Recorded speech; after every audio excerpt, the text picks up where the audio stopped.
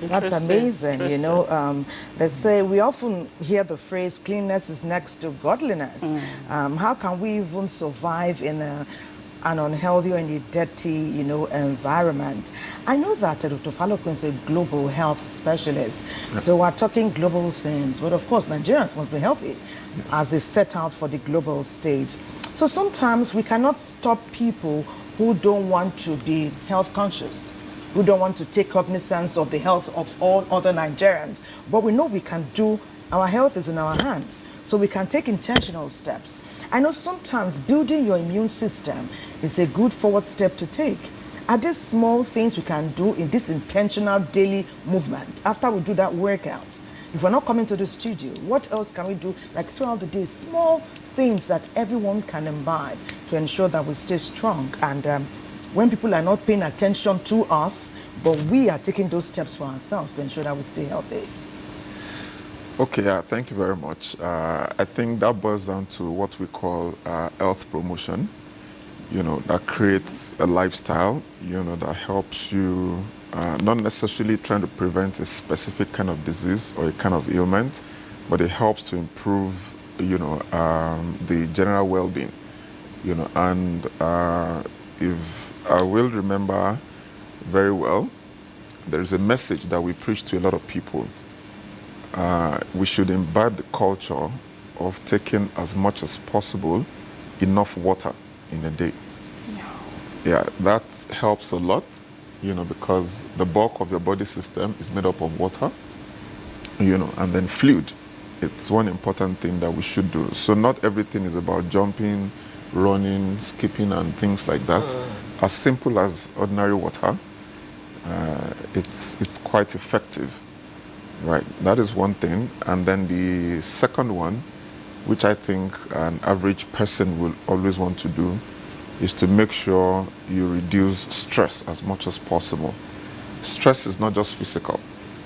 Yeah, it could be mental stress, it could be, you know, and even sometimes we don't identify that we are stressed until we sometimes break down. And then somebody will have to tell you, but I saw you last night, you know, and then before you know it, the following day, it becomes another story. So you should understand when you're technically doing too much, you know, either reading too much, you know, when the excess comes in, we should be able to know it, and that's a basis of, you know, healthy lifestyle. I'll also mention the fact that nutrition is something you can't cut off from. So we should know. Thank you. Thank you. Thank you. Thank you. So nutrition. Perhaps you want to have some water. Yes, I actually do. Thank you. So, you know, nutrition is another thing we need to put a lot of effort. So some of these things are easier said than done. And if I will stop on nutrition, I will say that as much as you tell people not to eat some particular things, you should endeavor to also tell them what to eat. Yeah. Because you see a lot of people go on hunger strikes simply because they want to lose weight, they want to, you know, change how they look. It's fine, it's okay. Aesthetics is good, but at the other end of it comes your immunity. You know, so as much as you're trying to avoid certain kind of nutrition, certain kind of food, let me just put it that way, we should always make sure there's a replacement for what we are avoiding. Okay, fine.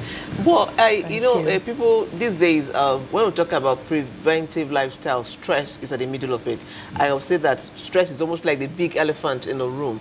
Now, let's be practical here. Let's say in a day when your stress is mounting up, what can you do in your office to, let's say, get a feel of calmness? Because you could be going. What can we do? Let's say, even in the midst of stress, is there anything we can do to calm down our systems, even in the midst of stress? Are there things we can do?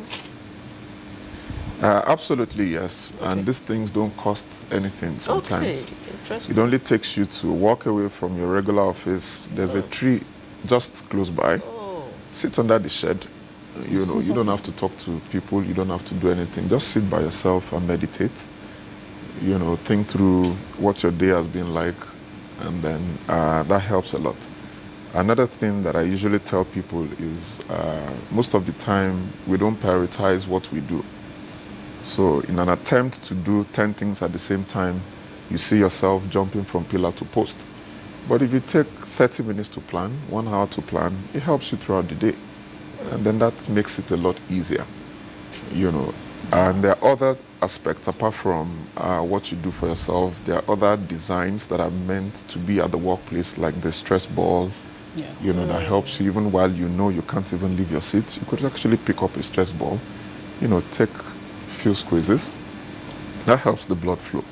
And at the bottom of stress is either reduced blood flow to the brain or dehydration, or, you know, there are quite a number of things where your emotion meets your body system itself, you know, and when you come to that end, simple solutions just work. If you have the luxury of having maybe like a tea room or a coffee room or something, if you sit there once in a while, and then you make sure you take a walk.